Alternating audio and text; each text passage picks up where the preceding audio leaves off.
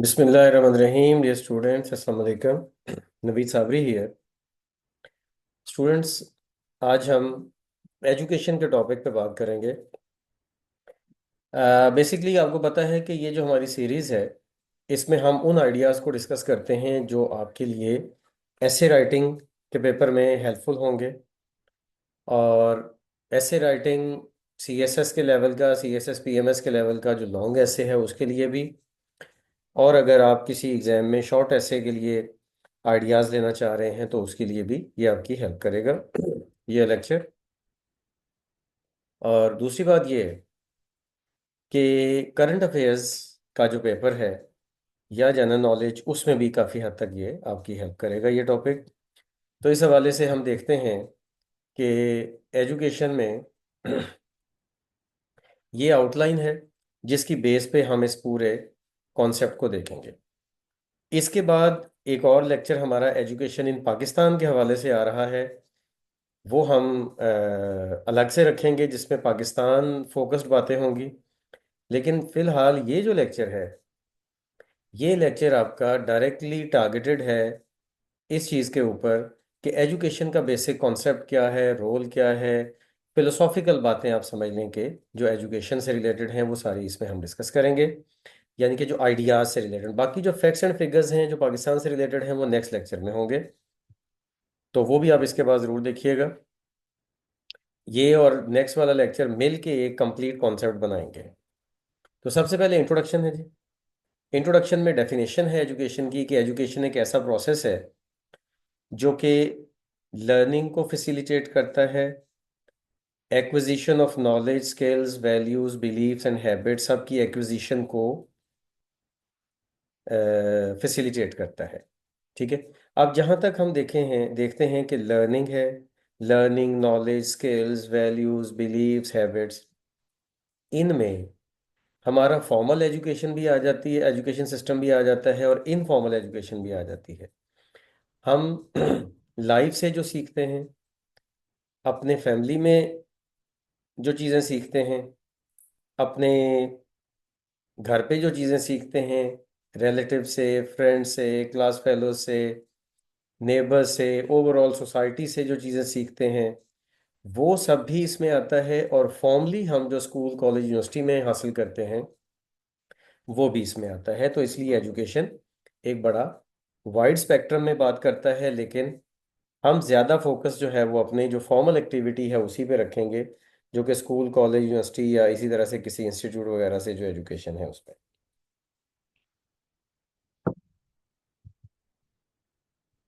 Importance क्या है education की किसी भी इंसान की ज़िंदगी में?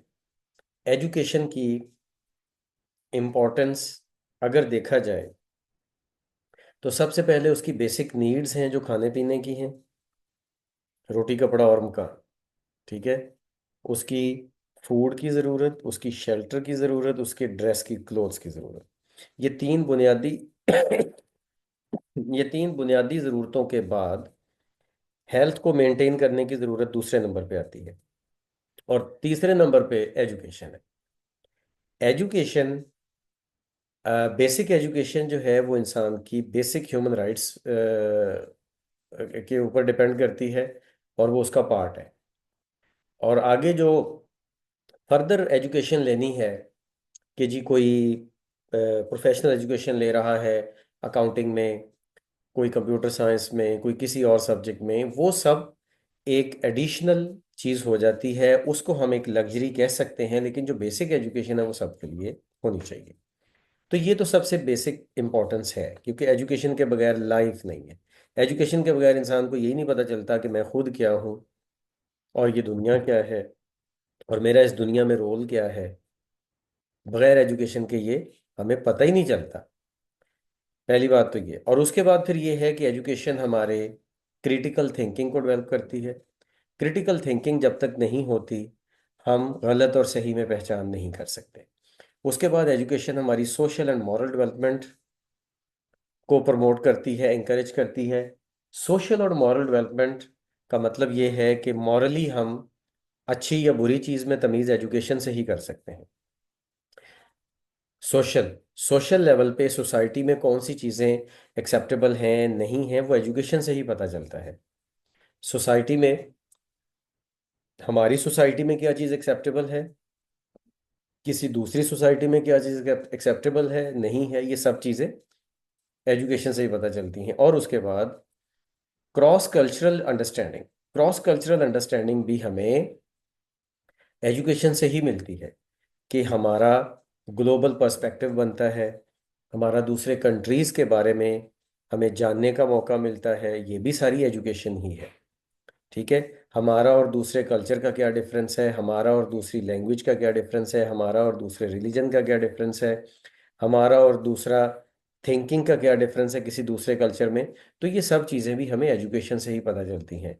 तो अगर हम इन तीन चीज़ों को, जो यहाँ पे हाईलाइट की गई हैं, इन तीन चीज़ों को अगर हम सम अप करके बात करें, तो हम ये कह सकते हैं कि एजुकेशन के बगैर किसी भी इंसान की ज़िंदगी ये तो है कि वो जानवरों वाली ज़िंदगी गुजार लेगा, कि इस दुनिया में आएगा, खाए पिएगा, अपनी नस्ल आगे बढ़ाएगा और चला जाएगा। लेकिन अगर ये कहा जाए कि एजुकेशन के बगैर जिंदगी इंसानों वाली है, तो इंसानों वाली नहीं है। इंसान तो हमेशा अकल का इस्तेमाल करता है, आगे से आगे बढ़ता है। और हर इंसान जो इस दुनिया में आया है, वो अपनी आने वाली नस्ल को वो वाली सिचुएशन, वो हालात दे के जाता है जो उसने पिछली नस्ल से लिए होते हैं, उससे ज्यादा अच्छे हालात दे के जाता है। तो वो जाहिर है कि एजुकेशन के साथ ही मुमकिन है, उसके बगैर तो मुमकिन नहीं है। तो इसलिए असल जिंदगी है ही एजुकेशन के साथ, ये इसकी बेसिक इंपॉर्टेंस है। उसके बाद ऑब्जेक्टिव्स क्या हैं एजुकेशन के? एजुकेशन के ऑब्जेक्टिव्स क्या हैं? ज़रा ये तीन बातें हैं सोच। Number one, personal growth. Personal growth का मतलब कि हमारी पर्सनैलिटी की, हमारी फैमिली की पर्सनल ग्रोथ।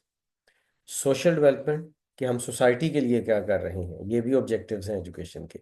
और उसके बाद फ्यूचर के चैलेंजेस को हम किस तरह से उसके लिए प्रिपेयर हो रहे हैं, और अपने आने वाली नस्ल को कैसे प्रिपेयर कर रहे हैं, ये एजुकेशन के मेन ऑब्जेक्टिव्स हैं। पर्सनल लेवल पे, फिर सोशल लेवल पे, और फिर फ्यूचर के लेवल पे। इसके बाद आगे देखते हैं जी, फिलोसॉफिकल फाउंडेशंस क्या हैं एजुकेशन की। तो एजुकेशन की फिलोसॉफिकल फाउंडेशन में सबसे पहले आता है आइडियलिज्म। आइडियलिज्म आइडियलिज्म जो है, ये नज़रिया प्लेटो ने पेश किया था। और ये नज़रिया क्या है? Belief in developing moral and intellectual virtues. कि एजुकेशन क्या है?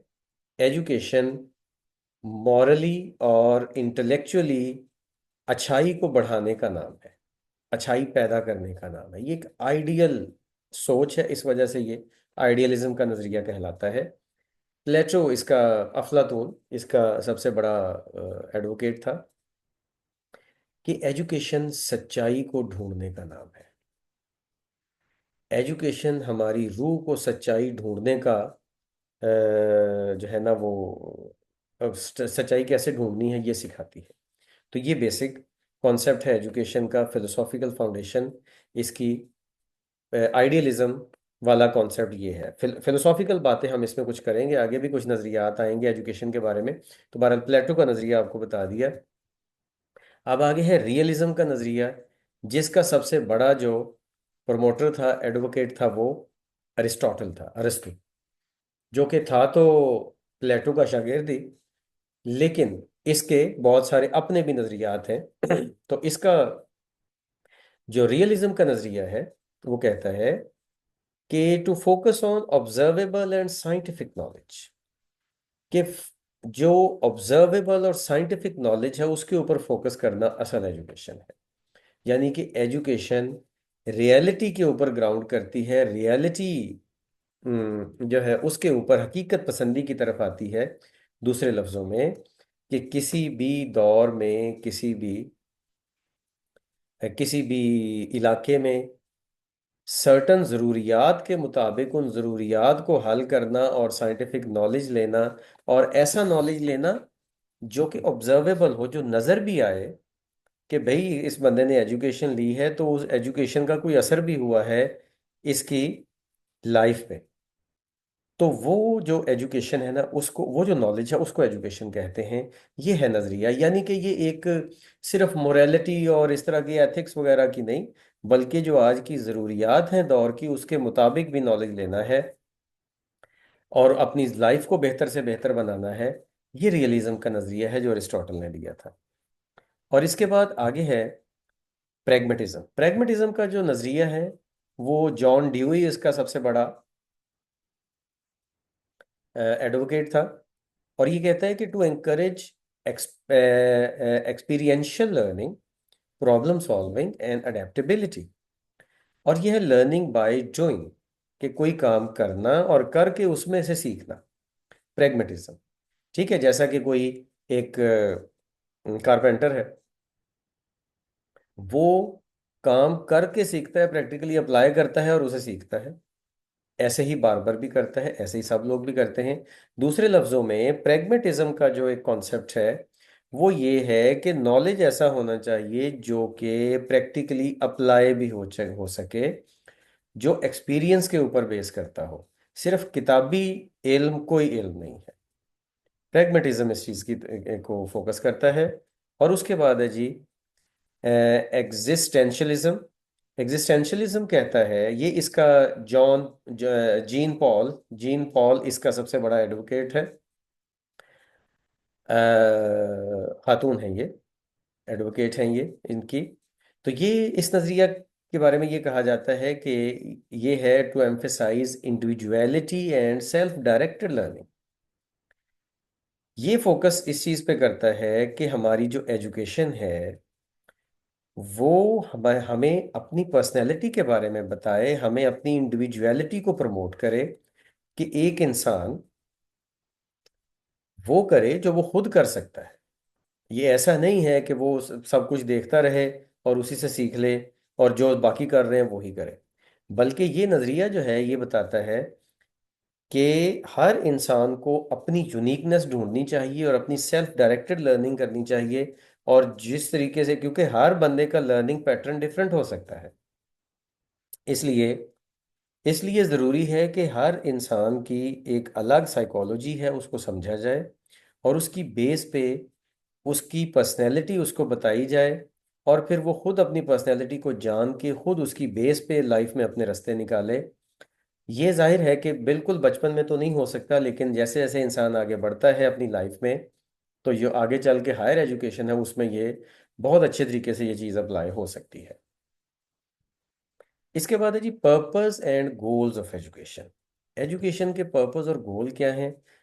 सबसे पहले तो ये कि नॉलेज एंड स्किल डेवलपमेंट होनी चाहिए, to expand intellectual and practical abilities, यानी कि जो किताबी इल्म है वो भी होना चाहिए, और साथ साथ जो प्रैक्टिकल नॉलेज है, बेशक वो मेंटल बेसिस पे है कि लैंग्वेज सीखनी है, वो भी होना चाहिए, या कोई इंजीनियरिंग का कोई काम सीखना है तो वो फिजिकल बेसिस पे है, वो भी होना चाहिए।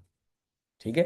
अब जैसा कि आप एक मिसाल ले लें कि हमारे यहाँ इंग्लिश पाकिस्तान में क्लास नर्सरी प्रेप से शुरू हो जाती है और क्लास 12 तक, यानी कि बच्चा तकरीबन कुछ 14-15 साल अपनी लाइफ के वो इंग्लिश कंपलसरी पेपर के कंपलसरी सब्जेक्ट के तौर पर पढ़ता है।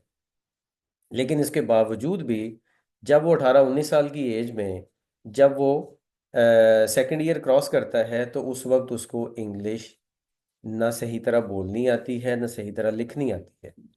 क्यों? क्योंकि इंग्लिश को एज अ सब्जेक्ट पढ़ाया गया है, एज अ नॉलेज पढ़ाया गया है। इंग्लिश की स्किल डेवलपमेंट तो हुई ही नहीं। तो इसका मतलब प्रैक्टिकल एबिलिटी उसमें पैदा नहीं हुई, सिर्फ बुकिश नॉलेज दिया गया। इसका मतलब है कि वो रियल एजुकेशन नहीं है। इसी तरह से साइंस है।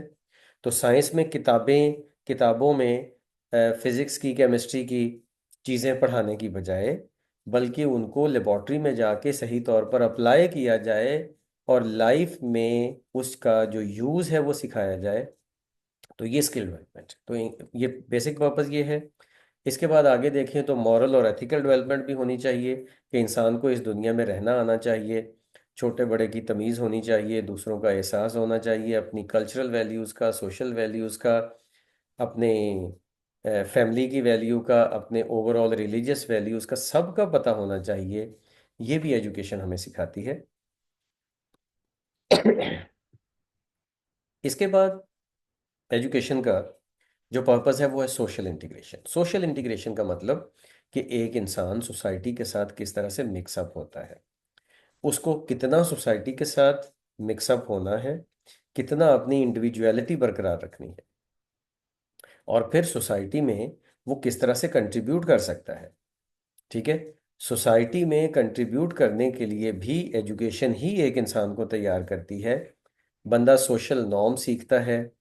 बंदा जो है, कोई भी जो स्टूडेंट है या जो भी लर्नर है, वो अपनी कल्चरल कंटिन्यूटी रखता है कि मेरे कल्चर में मेरे बड़ों ने मुझे ये सिखाया था, अब मैं आगे उन्हीं सोशल नॉर्म्स को अपनी अगली नस्ल तक पहुंचाऊं, और बल्कि उससे ज़्यादा बेहतर अंदाज में पहुंचाऊं। फिर उसके बाद लर्नर्स जो हैं वो सोसाइटी में किस तरह से कंट्रीब्यूट कर सकते हैं। मतलब अगर हमारी सोसाइटी को अच्छे डॉक्टर्स की ज़रूरत है तो अच्छा डॉक्टर बना जाए, अच्छे इंजीनियर्स की ज़रूरत है तो अच्छा इंजीनियर बना जाए, अच्छे अकाउंटेंट्स की ज़रूरत है तो वो बना जाए। मतलब सिर्फ knowledge for the sake of knowledge नहीं है। सोशल इंटीग्रेशन हमें ये बताती है कि एजुकेशन का एक पर्पस ये भी है कि education for the sake of society हो, कि सोसाइटी इंप्रूव हो उससे। इसके बाद वर्कफोर्स प्रिपरेशन, यस, कि एजुकेशन का एक पर्पस ये भी है कि जो मॉडर्न जॉब मार्केट है उसके मुताबिक एजुकेशन दी जाए, ताकि जब लोग पढ़ के फारिग हों तो उन्हें जॉब मिले और वो पर्सनल लेवल पे अपनी प्रोग्रेस कर सकें, वो सोशल लेवल पे डेवलपमेंट में अपना हिस्सा डाल सकें, अपने आप को, अपनी फैमिली को, अपने कंट्री को, सबको वो एक एवर इवॉल्विंग प्रोफेशनल लैंडस्केप में ले जाएं, कि जिससे कि वो एक जो आगे आने वाली अपनी जो प्रैक्टिकल लाइफ है उसमें सोसाइटी का एक बड़ा कारगर जो पार्ट है वो बन के साबित हो। तो इसलिए वर्कफोर्स भी सिर्फ एजुकेशन हासिल करते रहना कुछ नहीं है, बल्कि उस एजुकेशन, ऐसी एजुकेशन होनी चाहिए जो कि आगे फ्यूचर में यूज़ भी हो, और जो इंसानों को आगे जिस तरह की वर्कफोर्स की ज़रूरत है उसके लिए उसके लिए तैयार करें। इसके बाद है जी role of teacher and learner. Teacher और लर्नर का क्या रोल है, ये देखिए। सबसे पहले टीचर का रोल एक फैसिलिटेटर का भी होता है और एक मेंटोर का भी होता है। देखिए टीचर, अब आज जिसको हम एजुकेशन कहते हैं ना,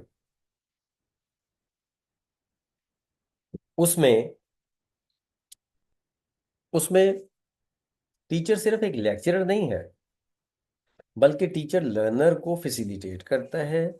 टीचर एक गाइड के तौर पर, मेंटोर के तौर पर बच्चों को, स्टूडेंट्स को, अपने लर्नर्स को गाइड करता है ताकि वो अच्छे से अच्छा सीख सके। टीचर ऐसा नहीं है कि टीचर बस अपनी एक पर्सनैलिटी के अंदर एक पूरी कायनात है और वो बस उसने अपना ड्यूटी दी और चला गया, स्टूडेंट को समझ आए या ना आए, ऐसा टीचर का रोल नहीं है। आज के दौर में टीचर फैसिलिटेटर है और गाइड है, मेंटोर है। और लर्नर का क्या रोल है?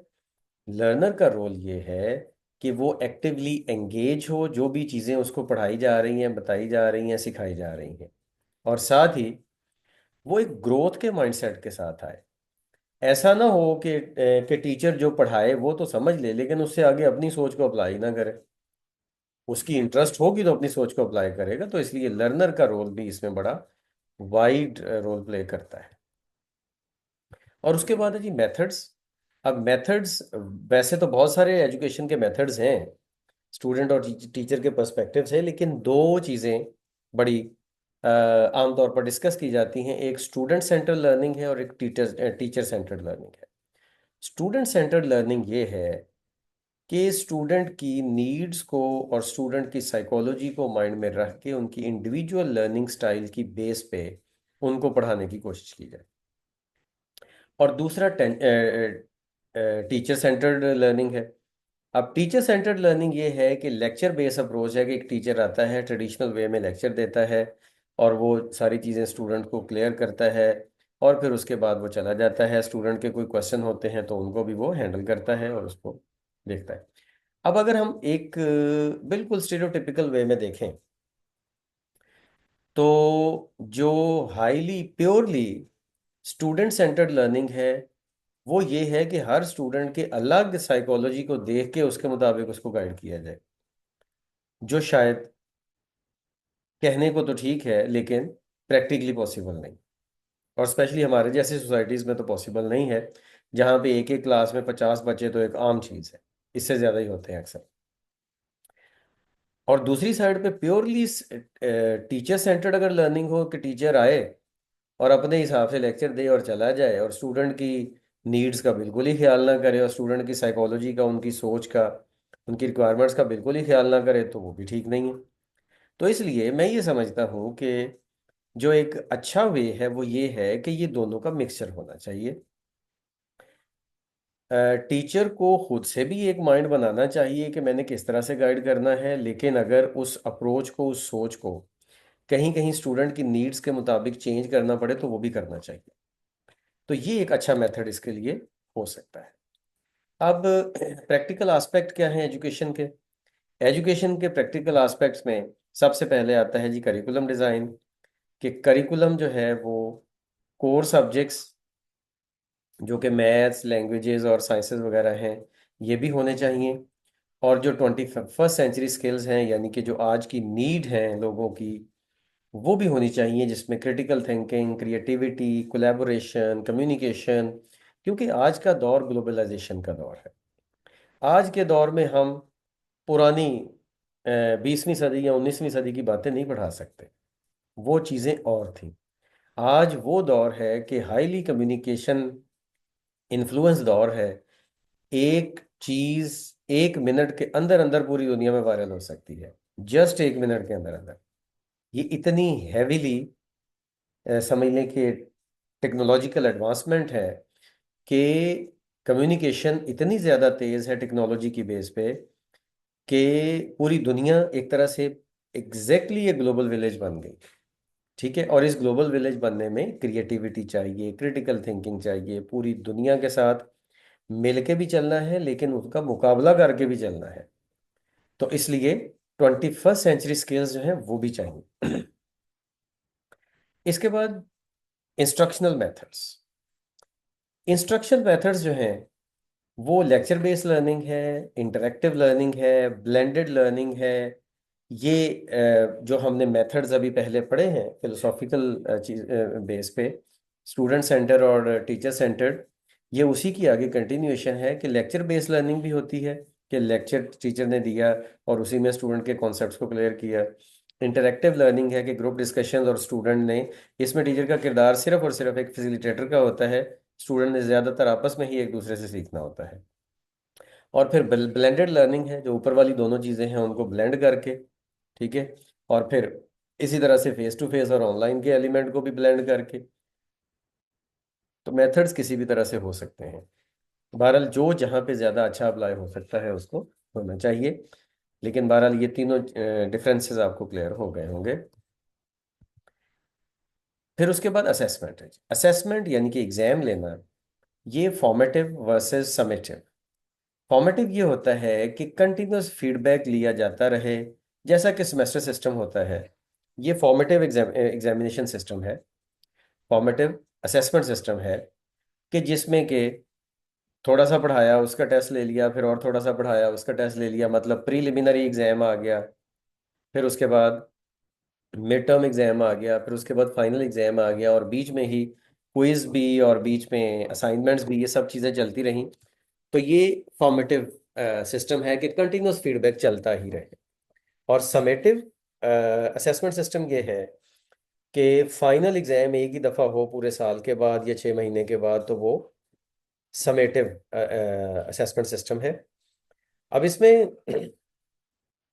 ऑथेंटिक असेसमेंट सिस्टम के ऊपर फोकस हमारा होना चाहिए। बेसिकली असेसमेंट सिस्टम अपनी नीड्स के मुताबिक कोई भी सोसाइटी फॉर्मेटिव भी बना सकती है, समेटिव भी बना सकती है, ठीक है, लेकिन वो तरीका ऑथेंटिक होना चाहिए और उस सोसाइटी के लिए वो प्रैक्टिकल होना चाहिए।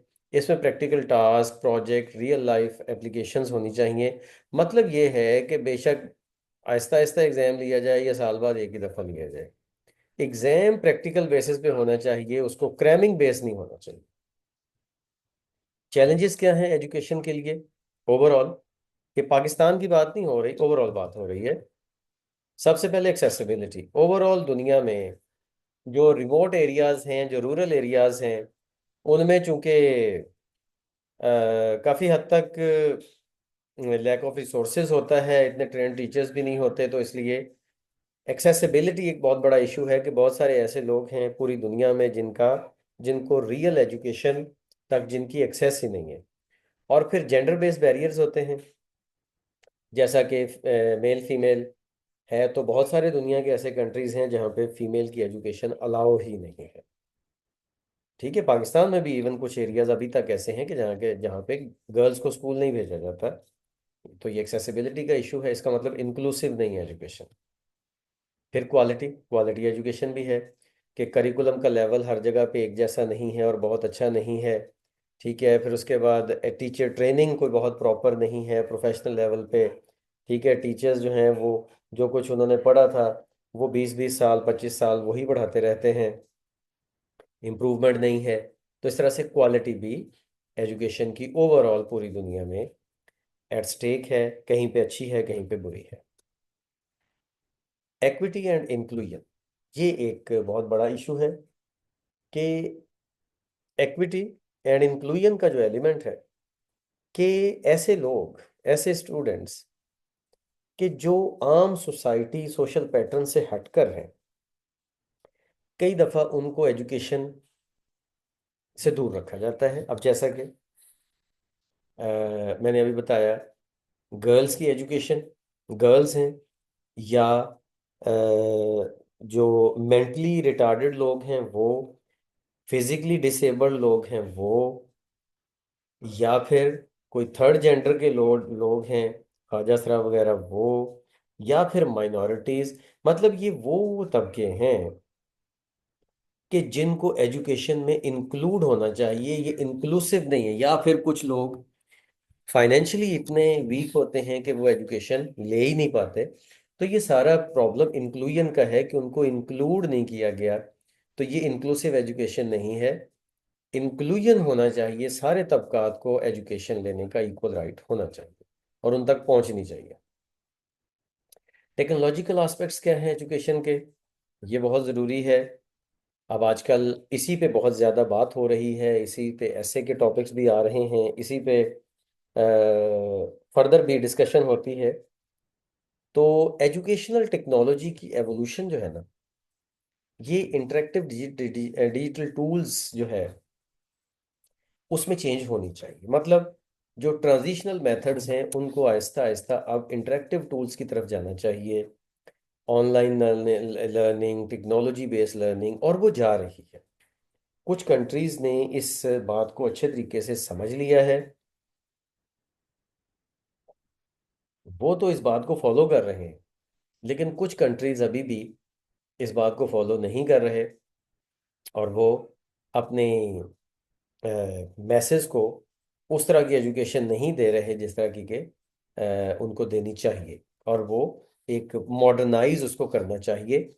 बहरहाल आई एवोल्यूशन आहिस्ता आहिस्ता टेक्नोलॉजी, वो टेक्नोलॉजी जो एजुकेशन में यूज़ होती है वो इवॉल्व हो रही है और होती जा रही है।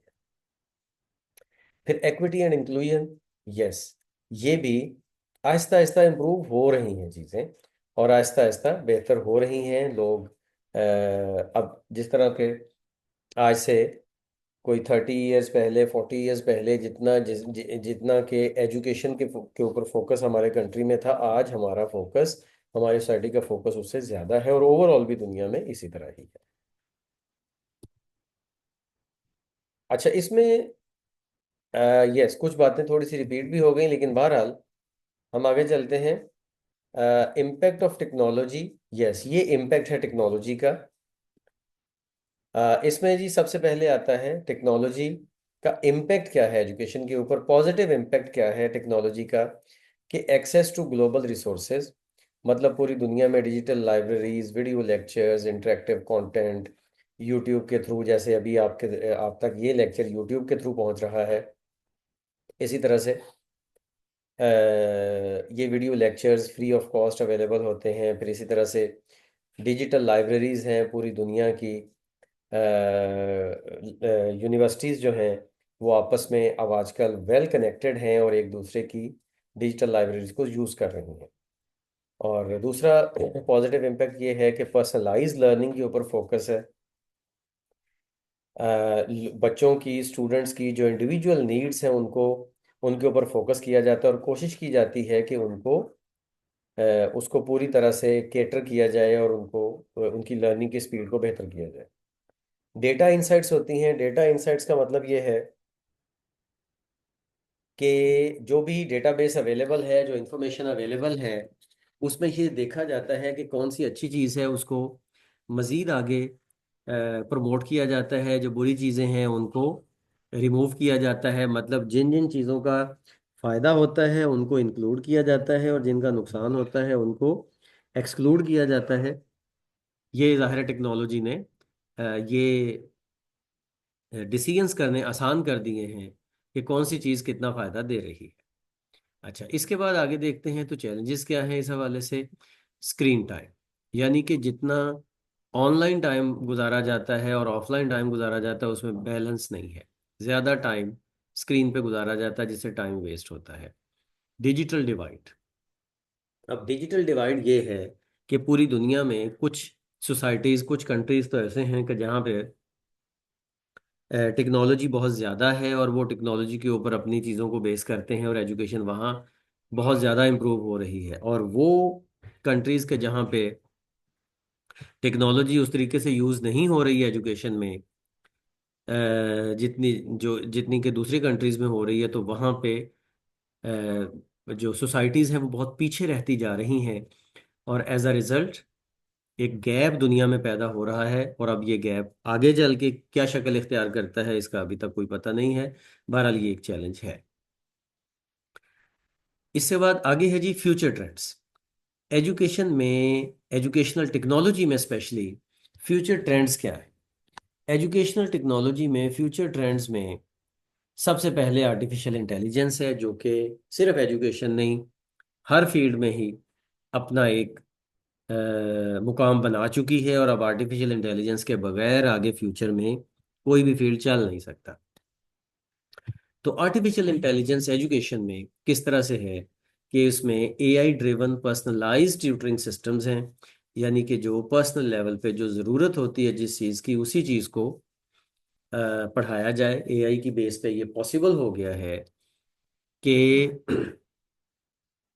सारी क्लास को एक ही चीज़ पढ़ाने की बजाय अगर पहले से सर्वे कर लिया जाए, और एआई के थ्रू ये बड़ा आसानी से पॉसिबल है कि हर स्टूडेंट की नीड्स को माइंड में रख के उसके मुताबिक उनको गाइड किया जाए। और फिर उसके बाद ये है कि ग्रेडिंग सिस्टम, और फिर उसके बाद ये जो टीचर्स और स्टूडेंट्स और इन सब का जो एक मतलब इंटरनल मैनेजमेंट होती है कि टेस्ट हैं, फिर उसके बाद असाइनमेंट्स हैं, फिर एग्जाम्स हैं, इन सब को ऑटोमेट करना बड़ा आसान हो गया है। और टेक्नोलॉजी के थ्रू अब ये इजीली पॉसिबल हो गया है कि टीचर अभी कोई असाइनमेंट चेक करे और असाइनमेंट चेक करके उसको अभी सेंड करे और सारे स्टूडेंट्स तक एट द सेम टाइम अभी पहुंच जाए कि किसको कितने मार्क्स मिले हैं। इस तरह करके ये सारी चीज़ें एआई से बहुत पॉसिबल हो गई हैं। ये दो बेसिक चीज़ें हैं, बाकी आगे बहुत सारी ऐसी चीज़ें हैं जो कि एजुकेशन एआई के ऊपर बेस करेगी और फ्यूचर में ज़्यादा से ज़्यादा करती जाएगी। उसके बाद है जी virtual reality and augmented reality. अब इसमें देखना पड़ेगा कि ये बेसिक कॉन्सेप्ट ये हैं क्या। कुछ बच्चों को इस बारे में ना पता हो, तो इसलिए मैं पहले बता दूं कि वर्चुअल रियलिटी का मतलब ये है कि कोई भी चीज़ फिजिकली तो आपके पास नहीं है लेकिन वर्चुअली वो आपके पास है। ठीक है। मतलब आप ये समझ लें कि एक बंदा जो है, वो आप उसके साथ, फॉर एग्जांपल टीचर है, आप टीचर के साथ ऑनलाइन क्लास ले रहे हैं, तो वो ऑनलाइन तो आपके साथ है, वर्चुअली आपके साथ है, लेकिन फिजिकली आपके साथ नहीं है। बट एजुकेशन तो उससे हो रही है ना, पूरी तरह हो रही है। और उससे ऑगमेंटेड रियलिटी फिर आगे ये है कि वर्चुअल रियलिटी के साथ साथ आगे प्रैक्टिकली ऐसी चीज़ें की जाएं कि सिर्फ बातें ही नहीं, बल्कि प्रैक्टिकली कुछ लैब्स और इस तरह की चीज़ें अवेलेबल कर दी जाएं कि मतलब जैसा कि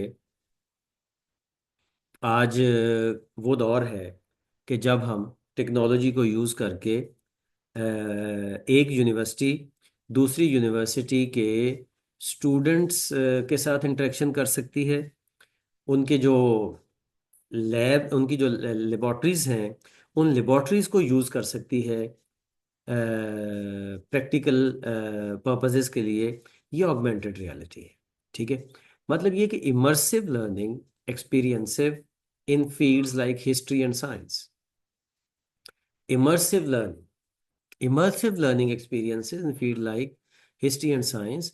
इमर्सिव लर्निंग क्या है?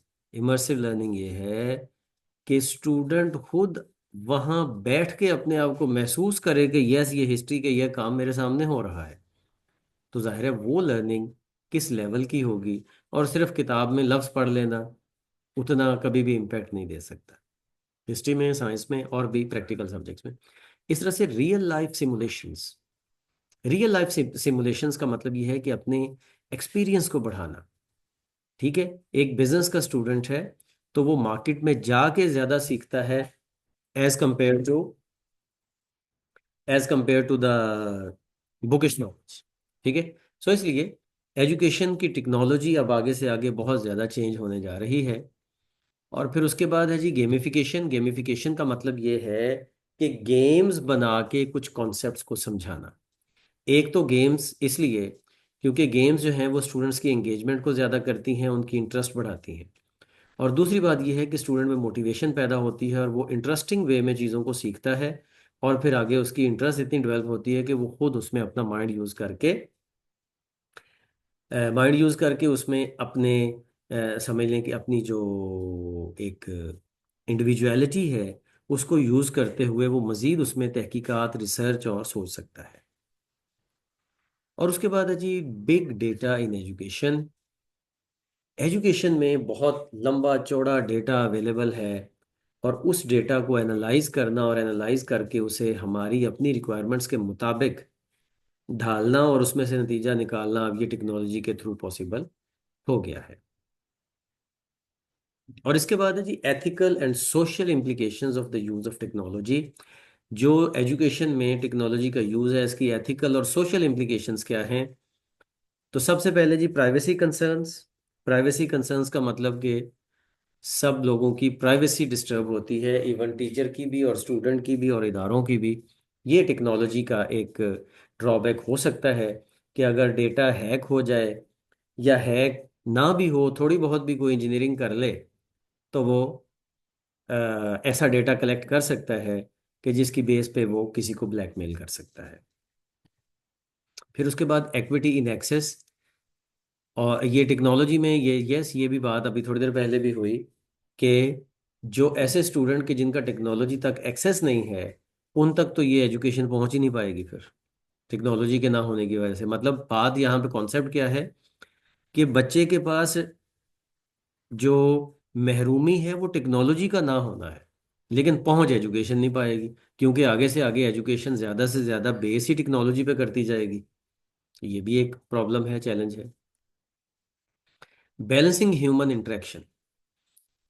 इंटरेक्शन को बैलेंस करना, ये भी एक इशू है, ये भी एक प्रॉब्लम है।